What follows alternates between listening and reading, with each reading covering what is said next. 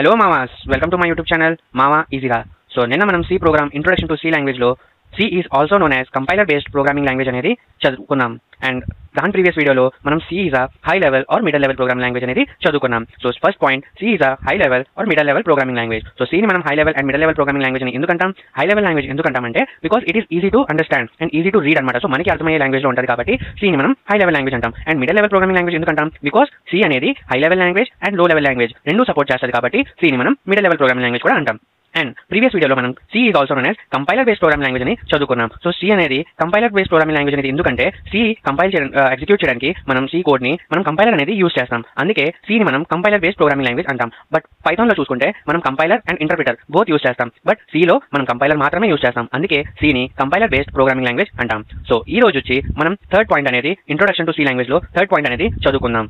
So third point ఏంటి అంటే why C is a procedure oriented programming structure language. So why C language known as POPS language. So POPS language అనేది C ని ఎందుకంటాం? Procedure oriented programming language అని ఎందుకంటాం?